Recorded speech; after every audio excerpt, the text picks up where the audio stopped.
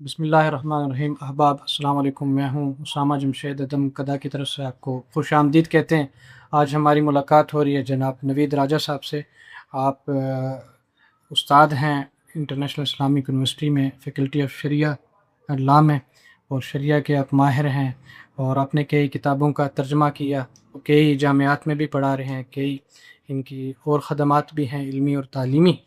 تو ڈاکٹر صاحب آپ کو ہم خوش آمدید کہتے ہیں، آپ کا شکریہ ادا کرتے ہیں، آپ نے عدم قدا کو عزت بخشی۔ آج ہمارا موضوع ہے، چونکہ مختلف ہم لے کر آئے موضوعات، ادبی لے کر آئے، سماجی لے کر آئے اور فکری لے کر آئے۔ آج ہم شادی کے موضوع پر بات کریں گے، مثالی خاندان کا، مثالی شادی کے حوالے سے آپ ڈاکٹر صاحب سے سوالات کریں گے۔ ڈاکٹر صاحب آپ کو خوش آمدید کہتے ہیں دوبارہ۔ اور ڈاکٹر صاحب یہ آپ سے سوال کرتے ہیں کہ پہلے تو ایک جو شادی ہونے سے پہلے کے عوامل ہیں اور امور ہیں، ان کے حوالے سے اگر آپ کچھ بتائیں، کیا کیا بنیادی جو چیزیں ہیں وہ ضروری ہیں، کن چیزوں کا خیال رکھا جائے شادی جو ہے نا ایک بندھن میں بنتے ہوئے۔ بسم اللہ الرحمن الرحیم، نحمد و نصلی علی رسول الکریم۔ پہلے تو میں جناب میزبان صاحب کو بہت زیادہ خوش آمدید میں بھی کہتا ہوں کہ میں اس پروگرام کو اپنا پروگرام سمجھتا ہوں، جزاک اللہ۔ اور اس کے بعد شکریہ بھی ادا کرتا ہوں کہ چلو ابھی ان کے ساتھ اور ان کی وساطت سے کچھ شاہد اہم ترین امور، اہم ترین جو ہمارا سماج ہے اس کا اہم ترین حصہ یعنی خاندان، ازدواجی زندگی، اس کے حوالے سے کچھ جو معاشرے میں ہوتی ہوئی چیزوں کو سامنے رکھتے ہوئے کچھ باتیں آپ کے سامنے کرنے کا موقع مل رہا ہے، تو اس پر میں اسامہ صاحب کا خصوصی شکریہ بھی ادا کرتا ہوں، تو جزاک اللہ۔ مرحبا مرحبا۔ جو سوال آپ نے کیا اس کے حوالے سے اگر بات کی جائے تو وہ یہ ہے کہ ہمارا جو اسلامی نظام ہے، اسلام ہے خود، تو وہ ایک فطری زندگی کا قائل ہے۔ اسلام کی حتی الامکان کوشش یہ ہوتی ہے کہ انسان فطرت کی جتنا قریب رہ سکتا ہے رہے، اور سادہ انداز میں رہے، چیزیں زیادہ کمپلیکس نہ ہوں، اور اس کے اندر ایک بنیادی اصول اور بھی ہے کہ انسانی جو شرف ہے، اپنی عزت کرنا، اپنی عزت کروانا، دوسرے کی عزت کرنا، اور ان دونوں کے درمیان میں صبر و تحمل کے ساتھ زندگی گزارنا، یہ کچھ سماج کے حوالے سے اسلام کی اصولوں کا خلاصہ یہی ہے، ایک دوسرے کے ساتھ ملنے جلنے کے اعتبار سے۔ تو جب ہم خاندان کی بات کرتے ہیں تو اسلام نے اس کے حوالے سے خصوصی طور پر بہت زیادہ توجہ دی ہے، اور توجہ کے اندر کچھ چیزیں ایسی ہیں جو نکاح سے پہلے کی ہیں، کچھ نکاح کے وقت کی ہیں، اور کچھ نکاح سے بعد سے لے کر زندگی بھر کی ہیں۔ تو نکاح سے پہلے اگر ہم دیکھیں تو اس میں جو اسلام نے تعلیمات دی ہیں ان کا خلاصہ میں اگر عرض کر سکوں تو یہ ہے، میرے خیال میں ایک نکاح کی ابتدا، اس سے پہلے جب بھی انسان نکاح کے حوالے سے سوچتا ہے یا اپنی اولاد کے نکاح کے حوالے سے سوچتا ہے تو اس کی ابتدا دعاؤں سے کرنی چاہیے۔ دعا کے اندر سب سے اہم دعا ہے ربنا آتنا فی الدنیا حسنہ وفی الآخرۃ حسنہ وقنا عذاب النار، کہ یا اللہ دنیا بھی مزے کی دے، آخرت بھی مزے کی دے۔ اس کو اگر ہم آسان مفہوم اس دعا کا اگر ہم اپنی زبان میں کہیں تو وہ یہ بنتا ہے۔ اور دنیا کے اندر مزے کی زندگی کیا ہے تو اس کے اندر اگر میں کہوں، مختلف حوالوں سے آپ صلی اللہ علیہ وسلم نے دنیا کے اندر حسنہ کسے کہتے ہیں اس کی توضیح فرمائی ہے، لیکن اس کے اندر سب سے اہم چیز وہ یہ ہے کہ آپ کا لائف پارٹنر اچھا ہو، وہ اس کے اندر حسنہ پائی جاتی ہو، وہ لڑکی ہے یا لڑکا ہے۔ اور اس کے اندر حسنہ کا یہ ہے کہ وہ اچھا ہونے کا مطلب یہ ہے کہ اگر وہ چیزیں جو اسلام اس سے چاہتا ہے اس پر وہ پورا اترتا ہے تو 80% زندگی آپ کی سنور گئی، اور اگر یہاں کمی بیشی ہو گئی ہے تو بڑے بڑے پھر جہاں آ کے ہم نے دیکھے ہیں کہ وہ پھر زیرو ہوتے ہوئے پھر وقت زیادہ نہیں لگتا۔ تو اس لیے دعائیں کرنی چاہیے اپنے رب سے، اور تو اخلاص کے ساتھ کہ یا اللہ مجھے اچھا لائف پارٹنر عطا فرما. اور اچھے کے اندر یہ ہے کہ اخلاص ہو اس کے اندر, اور دوسری بات یہ ہے کہ اس کے اندر آپ کے حوالے سے آپ کا خیال رکھنے والا ہو. تو sincere and caring life partner, اگر یہ خوبیاں ہیں تو انشاءاللہ تعالیٰ آگے کی ساری زندگی خوشگوار گزرے گی. اور دوسری اس کے علاوہ جو بات ہے وہ یہ ہے کہ انسان فکری طور پر بھی, جس طرح اسلام نے یہ بھی کہا ہے کہ ایک بالغ ہونا میں اس لیے بہتر ہوتا ہے شادی کے لیے تاکہ وہ جو حقوق ہیں وہ پورا کرے, تو جسمانی اور فکری طور پر بلوغت بھی بڑا اہم عنصر ہے کہ وہ اپنے حوالے سے اپنی چیز سوچنے کا بھی قائل ہو اور وہ کچھ ذاتی طور پر سوچ سکتا ہو. یہ میرے خیال میں مختصر ترین باتیں ہیں. اچھا ڈاکٹر صاحب، اب یہ تھوڑا ہمیں بتائیں کہ جس ٹائم شادی ہو رہی ہو اس وقت جو لڑکا ہے لڑکی ہے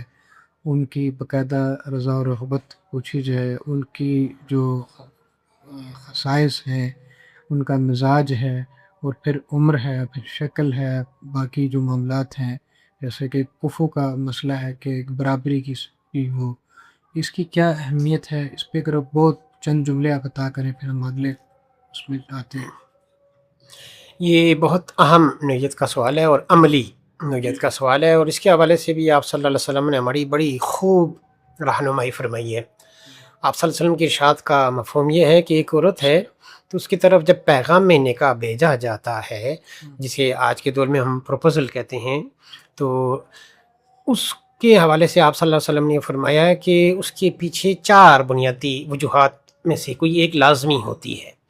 کہ ایک خاتون کے ساتھ نکاح اگر کیا جاتا ہے تو یا تو اس کے دین کو سامنے رکھتے ہوئے اس کی طرف پیغام نکاح بھیجا جاتا ہے لڑکی کی طرف سے یا لڑکے کے گھر والوں کی طرف سے، اور دوسرا یہ ہے کہ اس کے دین کے ساتھ ساتھ کبھی کبھار یہ بھی دیکھا جاتا ہے کہ اس کا حسب نسب کیا ہے، لڑکی کا فیملی بیک گراؤنڈ کیا ہے. اسی طریقے سے یہ بھی دیکھا جاتا ہے کبھی کبھار کہ مال و دولت کے اعتبار سے اس کا کیا سٹیٹس ہے سوسائٹی کے اندر. اور اسی طرح یہ بھی مختلف چیزوں دیکھنے کے ساتھ ساتھ یہ بھی دیکھا جاتا ہے کہ وہ خاتون حسن کے اعتبار سے کہاں کھڑی ہے. تو یہ آپ صلی اللہ علیہ وسلم نے 4 بنیادی چیزیں گنوائیں، اور پھر فرمایا کہ انسان کو کوشش یہ کرنی چاہیے کہ جو دیندار خاتون ہے اس کا انتخاب کیا جائے. تو دیندار خاتون کے اعتبار سے ایک یہ ہے کہ بظاہر نظر آ رہا ہو کہ فلاں ایک دیندار فیملی سے ہے، اور ایک ہے کہ واقعی دیندار ہو. تو اس کے حوالے سے سب سے شارٹسٹ جو طریقہ ہے وہ یہی ہے کہ کوشش یہ ہونی چاہیے، حدیث کے مقتضا سے ہمیں یہ معلوم ہوتا ہے کہ انسان کو پتہ ہو کہ یہ لوگ اللہ سے ڈرنے والے ہیں. دینداری کا مختصر مفہوم یہ ہے. تو ظاہر ہے ایک بالکل اجنبی لوگ ہیں جن کے حوالے سے آپ کو پتہ ہی نہیں ہے، تو وہاں ایک دم سے جا کے رشتہ دینا مجھے ایسا لگتا ہے کہ حدیث کے اس مفہوم کو سامنے رکھتے ہوئے ریکمینڈیڈ نہیں ہے. اس لیے اگر کہیں دور دراز سے بھی شادی ہو رہی ہے تو پہلے اس کے حوالے سے احوال جاننے میں کوئی نہ صرف حرج ہے بلکہ اس حدیث کی روشنی میں ترغیب دی جا رہی ہے کہ پتہ ہو کہ وہ دین کے اعتبار سے خاص طور پر ان کے ہاں کھانے پینے کے حوالے سے، یعنی مال کہاں سے آ رہا ہے، کہاں خرچ ہو رہا ہے، یہ اصل جگہ ہے دینداری کے اعتبار سے. جو اس کے اندر خیر ہے تو انشاءاللہ آگے بھی خیر ہوگی. اور دوسری اخلاق میں وہ کہاں کھڑے ہیں، اور اخلاق کا پتہ کیا چلتا ہے کہ وہ دوسروں کو کتنی عزت دینا جانتے ہیں اور دوسروں سے کتنی عزت لینا جانتے ہیں، بات کے اندر تکلم کا ان کا کیا انداز ہے. اور ایک اور بات بھی دیکھیں کہ اپنے ماتحتوں کے ساتھ وہ کیا سلوک کر رہے ہیں. یہ میرے خیال میں 3 باتیں اگر دیکھی جائیں تو آگے کفر کے مسائل بھی اسی کو سامنے رکھتے ہوئے حل ہو جاتے ہیں، اور یہ چیزیں آگے چل کے پھر مزید پریشانی کا باعث نہیں بنتی ہیں. تو اس اعتبار سے دینداری کو ترجیح دینی چاہیے. میں نے اپنی اس چھوٹی سی زندگی میں دیکھا ہے کہ والدین نے یا جہاں کہیں خاص طور پر لڑکی نے، لڑکوں والوں کی طرف سے بھی ہو سکتا ہے، یہ جہاں کہیں پیسہ دیکھ کر شادی کی ہے تو اس پیسے نے اس کو بہت ستایا ہے. تو اس سے بہتر یہ ہے کہ دینداری کو دیکھا جائے تو انشاءاللہ تعالیٰ پھر جو نکاح کا مقصود ہے، جس میں ایک مقصد کی طرف قرآن پاک نے خود اشارہ فرمایا لِتَسْكُنُوا إِلَيْهَا، کہ تم ان سے سکون حاصل کرو، تو انشاءاللہ تعالیٰ اگر یہ کیا جائے گا تو پھر منشا بھی پورا ہوگا۔ ڈاکٹر صاحب اگلا سوال یہی اسی تسکنوں کا سے ہی کرتے ہیں کہ ایک مثالی زندگی، پرسکون زندگی، ازدواجی خاندانی زندگی کے بارے میں کچھ آپ کیا کہتے ہیں؟ اس میں ایک تو یہ ہے کہ میاں بیوی کا آپس میاں کا باوی کے رہن سہن، سکون کے حوالے عزت سے اور آپس کے معاملات میں یہ کون سے کہوں گا، اہم امور ہیں جس میں وہ سکون اور وہ ناچاکی وغیرہ سے دور رہا جا سکتا ہے، خوشحال آپس میں، اور یعنی کہ جو صحیح معنوں میں جو بیوی ہے وہ شوہر سے عزت کر رہی ہو، اس کا خیال رکھ رہی ہو، انتظار کر رہی ہو سارا، اور اسی طرح شوہر بھی جو ہے وہ بیوی کو صحیح اس کو درجہ مقام دے رہا ہو، اور اس کو جو بنتا ہے، جیسے ایک جاہلی میں وہ ایک ہمیں ملتی ہے، وہ ایک عورت جو ہے اپنی بیٹی کو وصایا کر رہی ہوتی ہے کہ اس کے لیے تم زمین بننا ہو، تمہارا آسمان بنے گا، اس کے جو ہے نا وہ غصے کی وہ خیال رکھنا کن باتوں سے غصہ آتا ہے، اس کا ہر لحاظ سے کرنا ہو، سراپا شفقت بنے گا، کافی سیدھے ہیں۔ تو اسی طرح میاں کو، خاوند کو کیا ان باتوں کا خیال کرنا چاہیے، اور بیوی کو کن باتوں کا خیال رکھنا چاہیے تاکہ آپس میں ایک ہم آہنگی رہے اور ایک آپس میں بہت ہی مثالی، قابل رشک، قابل فخر زندگی بنے۔ اس میں اگر میں مختصر کہوں تو جو قابل رشک زندگی ہے، تو ظاہر ہے ایک مثالی زندگی، پھر اس کا نمونہ ہمارے پاس کہیں نہ کہیں سے ہمارے سامنے ہونا چاہیے، تو وہ الحمدللہ مسلمانوں کو میسر ہے، اسوۃ حسنہ، ہاں اسوۃ حسنہ ہے، اور جناب سرکار دو عالم حضرت محمد صلی اللہ علیہ وسلم سے بڑا اور محبت کرنے والا اور محبت لینے والا شوہر کائنات میں پیدا نہیں ہوا۔ یہ بالکل کوئی ایسی بات نہیں ہے کہ جو صرف آؤٹ آف دی لو ہم کہہ رہی ہوں کہ ہماری آپ صلی اللہ علیہ وسلم کے ساتھ محبت ہے تو اس وجہ سے ہم ویسے ہی کہہ رہی ہوں، ایسا نہیں ہے۔ سیرت پڑھ کے دیکھ لیجیے، چیلنج ہے کہ آپ صلی اللہ علیہ وسلم کے انسانیت کے لیے سب سے بڑا ماسٹر پیس ہیں، اور جو ذمہ داریاں انسانیت کے حوالے سے آپ صلی اللہ علیہ وسلم پر اللہ کی طرف سے آئی تھیں، پوری انسانیت اور وہ بھی قیامت تک کی انسانیت کی تربیت کے لیے اسوہ حسنہ بن کے آپ صلی اللہ علیہ وسلم نے جانا تھا۔ تو اب آپ دیکھ لیجئے کہ پھر اس وقت مدینہ میں چیلنجز کتنے تھے، اس کے باوجود آپ صلی اللہ علیہ وسلم کی جو گھریلو زندگی ہے اس سے بڑھ کر مثال کوئی مائی کا لال نہیں دے سکتا، پیش ہی نہیں کر سکتا ہے۔ تو اس کو میں اس کے چیدہ باتیں کرنے سے پہلے کچھ معاشرے کے اندر جو ہمارے معاشرے میں آج کل چیزیں چل رہی ہیں اس کو سامنے رکھتے ہوئے اپنے نوجوانوں کو خاص طور پر وہ لڑکا ہو یا لڑکی، دو گزارشات لازمی کروں گا۔ شادی سے پہلے خدا کے لیے کسی سے چیٹنگ نہ کریں۔ چیٹنگ کی آپ نے، کسی سے دل دکھایا ہے، کسی سے یہ سوری ٹو سے یہ لفظ لارے لگائے ہوئے ہیں، اور پھر وہ ٹائم پاسی کے لیے لارے تھے، تو بعد میں پھر لائف آپ کے ساتھ چیٹ کر لے گی۔ تو چیٹنگ نہ کریں کسی کے ساتھ بھی، کوشش یہ کریں کہ شریعہ کے جو اصول ہیں وہ وائلیٹ نہ ہوں، اور کہیں اگر شریعت نے جہاں ہلکی پھلکی اجازت دے رکھی ہے تو وہاں چیٹنگ نہیں ہونی چاہیے۔ ایک دوسرا میں ایک اور بات کہوں گا، دیکھا جاتا ہے سوسائٹی کے اندر خوبصورت لوگ جو ہوتے ہیں ان کا کوئی حل نہیں ہوتا، یہ ایک مسلمہ حقیقت کہی جا سکتی ہے۔ مسائل ان کے زیادہ رہتے ہیں ازدواجی زندگی میں، عام طور پر خوبصورت لوگ ان کے مسائل زیادہ ہوتے ہیں۔ اس کی ایک وجہ نظر بھی ہو سکتی ہے، نظر تو حق ہے، تو اپنے آپ کو ہمیشہ جو آخری 3 صورتیں ہیں آیت کرسی پڑھ کے پھونکتے رہیں، وہ شادی سے پہلے ہو، شادی کے بعد میں ہو، تو انشاءاللہ تعالیٰ ایک یہ چیز۔ دوسری، یہ خوبصورتی آپ کے اندر تکبر نہ لائے کہ اس کی وجہ سے کسی دوسرے کو آپ حقیر سمجھیں جو کہ آپ کے مقابلے میں شاید اس درجہ حسن کی دولت سے وہ مالا مال نہ ہو، تو اس کو عطائے خداوندی سمجھتے ہوئے اس کو ہضم کریں، تو انشاءاللہ پھر مجھے ایسا لگتا ہے کہ شاید اس کے پیچھے یہ 2 وجوہات ہوتی ہیں، تو ان سے اجتناب کرنا چاہیے۔ جہاں تک سرکار دو عالم حضرت محمد صلی اللہ علیہ وسلم کے حوالے سے مثالی ازدواجی زندگی کے حوالے سے اس کا تعلق ہے، تو اس میں دیکھیے آپ صلی اللہ علیہ وسلم جب شادی ہوتی ہے آپ صلی اللہ علیہ وسلم کی پہلے، تو نبوت سے پہلے 25 سال کی عمر میں ہوتی ہے، اور ایک بڑی عمر کی خاتون سے شادی ہو رہی ہے، اور بڑی بھی وہ 15-20 سال بڑی ہیں، تقریباً 15 سال تو پکی بڑی ہیں. لیکن جب وہ حضرت خدیجہ رضی اللہ تعالیٰ عنہا اس دنیا سے رحلت فرما بھی جاتی ہیں تو اس کے بعد آپ صلی اللہ علیہ وسلم مدینہ میں ہیں، سرکار دو عالم ہیں، حضرت عائشہ جیسی خاتون آپ صلی اللہ علیہ وسلم کے عقد نکاح میں آتی ہیں، لیکن برابر حضرت خدیجہ کو وہ یاد فرماتے رہتے ہیں. تو دوسروں کے لیے نا یاد بن جائیں،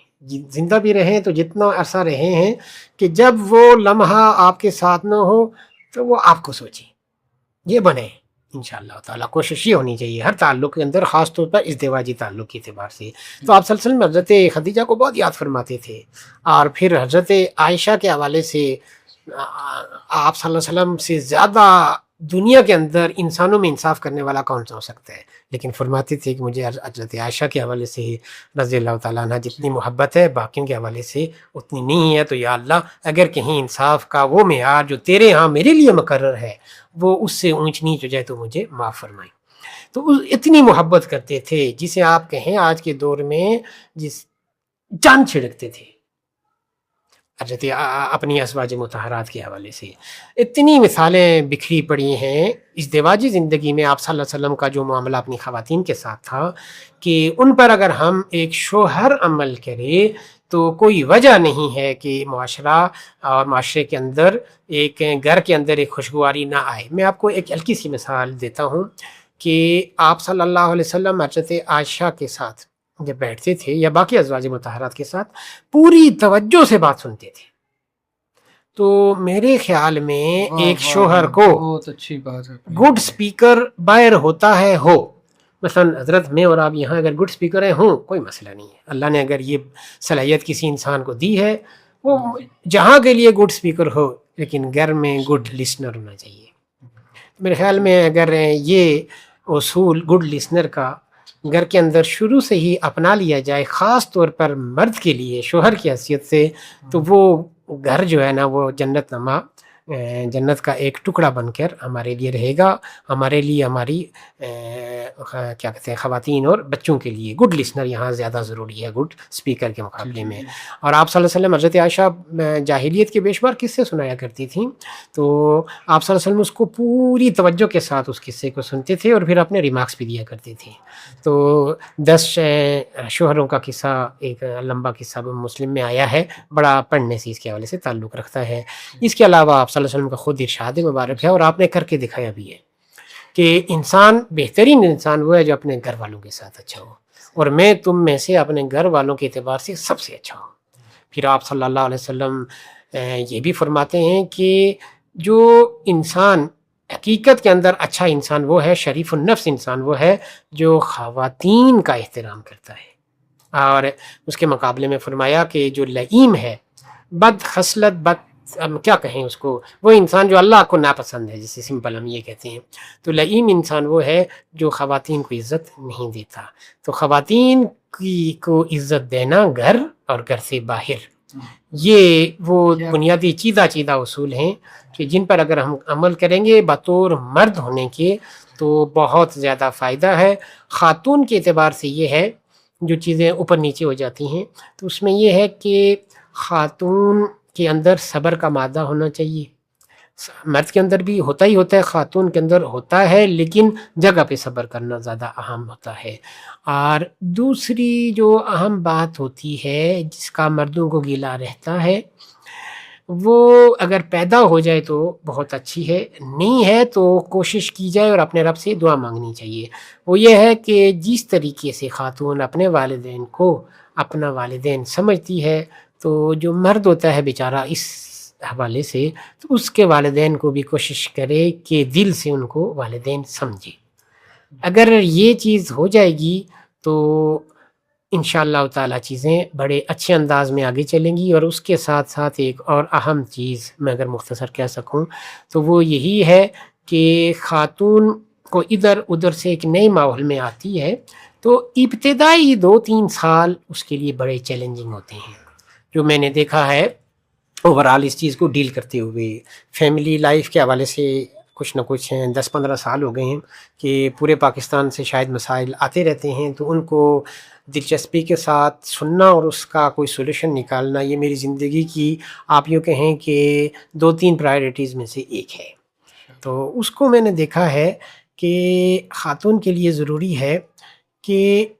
وہ زیادہ جو بھی بات آتی ہے نئے گھر میں جب وہ آتی ہے تو اس کے لیے چیلنجز ہوتے ہیں، تھوڑا سا صبر سے کام لے انشاءاللہ تعالیٰ۔ پہلے 5 سال اس کے لیے تھوڑے سے مشکل ہوں گے، اور اس کے بعد پھر گھر میں حکمرانی اسی کی ہوگی، یہ بات پکی ہے۔ میں اگر اس کو سمرائز کروں نا، لڑکی اور لڑکے یا مرد عورت کے تعلقات کے حوالے سے، شادی سے پہلے خاتون نہیں لفٹ کراتی، شادی کے بعد ابتدا میں مرد نہیں لفٹ کراتا، اور خاتون کو تھوڑے سے پاپڑ بیلنے پڑتے ہیں 8-10 سال، بس یہ کسی طرح گزر جائیں۔ اس کے بعد پھر گھر کے اندر حکمرانی بچوں سمیت ان کی ماں کی ہوتی ہے، اور مرد کو پھر برداشت ہی کرنا پڑتا ہے۔ تو اس لیے جہاں ہو سکے تو شکر کرنا چاہیے، جہاں نہیں ہو سکے چیز وہاں صبر کرنا چاہیے، اور دل پہ نہیں لینا چاہیے، اللہ مالک ہے، ایزی رہے۔ اور دوسری بات یہ ہے کہ ساس کی اسی طرح سے مثلا جو لڑکا ہے اس کی بہنیں ہیں، اس سے ریلیونٹ جتنی بھی خواتین ہیں یا مرد ہیں، ان کی اگر کوئی بات سخت لگتی ہے نا تو دل پہ نہ لے، نہ دماغ پہ لے، بس اس کو سمجھے کہ بات ہوئی نہیں ہے۔ میرے خیال میں اگر انسان ایک بات کر لے، ہمارے اسلامک یونیورسٹی کے اردو کے ایک پروفیسر ہیں، میں نے زندگی میں نا ان سے ایک بہت بڑا سبق سیکھا الحمدللہ۔ وہ کہتے ہیں کہ مجھے زندگی میں کوئی انسان پریشان نہیں کر سکتا، وہ زیادہ سے زیادہ یہ جو ہونٹ ہیں ان کے اندر ایک چیز ہے وہ اوپر نیچے کر سکتا ہے، یعنی میرے لیے اس کی زبان جو ہے اس سے نکلنے والے الفاظ ہیں وہ ایک اس کا اوپر اور نیچے ہونا ہے، مجھے اس سے زیادہ کوئی مسئلہ نہیں ہے۔ تو اگر یہ کر لیں تو میرے خیال میں موجہ ہی موجہ۔ یہ کچھ چیزیں ہیں جو اس حوالے سے اگر میں مختصر کہہ سکوں۔ اچھا، کچھ آپ اگر ایک وہ کوئی روٹین تھوڑی سی اگر آپ بتا دیں کہ میاں بیوی بچوں کی آپس کی کیا یومیہ کیا اس کے اوقات کار اور ہونے چاہیے، کیسے گزرنے چاہیے اوقات کار، اور ویکلی کیسے ہونے چاہیے، منتھلی کیسے ہونے چاہیے، کیا کیا چیزیں جو ہیں وہ آپس میں ایک تازگی رکھنے کے لیے، خوشحالی رکھنے کے لیے، ٹھیک ہے، آپس میں امن رکھنے کے لیے، اور جو ایک احساس انسان کو آگے لے کے جاتا ہے اور جمع کر کے اور جوڑ کے رکھتا ہے، ان کے لیے کچھ اگر آپ چیزیں بتائیں، ایسی کیا روٹین ہونی چاہیے؟ جیسا کہا کہ کچھ اس میں سب سے بڑی بات یہ ہے کہ یہ اصول اگر اپنا دیا جائے میاں بیوی دونوں کی طرف سے کہ شروع میں ایک دوسرے کا مزاج جتنا جلدی ہو سمجھ لیا جائے، کوشش کیا جائے دونوں طرف سے، اور اس کے بعد پھر یہاں ہار جیت ہے، میاں بیوی کے رشتے میں ہارنا جیتنا ہے، یہاں بے عزتی عزت ہے، کچھ الگ سٹینڈرڈز ہیں یہاں۔ تو ان دونوں اصولوں کو سامنے رکھتے ہوئے ایک دوسرے کے حوالے سے جب دیکھیں کہ کوئی ایک ہے میاں یا بیوی میں سے وہ فرسٹریشن کا شکار ہے کسی بھی وجہ سے، سو واٹ کچھ بھی ہے، تو اس میں یہ اصول اپنایا جائے کہ اگر وہ اس ٹائم سیر ہے تو میں سوا سیر نہ بنوں۔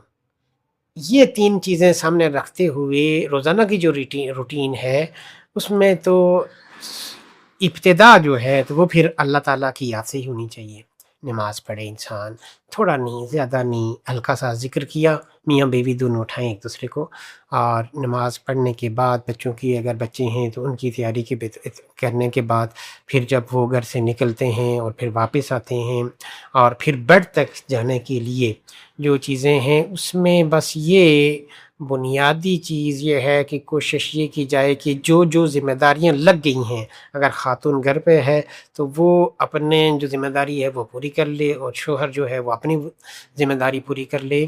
اور زندگی کو ایزی لے، ایک بات۔ اور دوسری یہ ہے کہ گھر کے اندر سے یہ شوہر کا کام ہے، باہر سے کوئی بھی مسئلہ جو باہر کا مسئلہ ہے، جو میاں بیوی کا آپس کا مسئلہ نہیں ہے، اس کو میاں بیوی کا مسئلہ نہیں بنانا چاہیے۔ یہ اگر کریں گے تو پھر باقی کوئی بہت زیادہ سائنٹیفک انداز میں اگر چیزیں کریں گی تو پھر اوپر نیچے ہوتی ہیں، پھر بھی مسئلے بنتے ہیں۔ اس لیے بچوں کی تربیت کو فوکس کرتے ہوئے، گپ شپ کو فوکس کرتے ہوئے، رات کو جب آئیں تو عشاء کا کھانا خاص طور پر کوشش یہ کرنی چاہیے کہ اکٹھے کھائیں، اور اس کے اندر کوئی نہ کوئی جوک تفریح والی نا، تو انٹرٹینمنٹ والی، وہ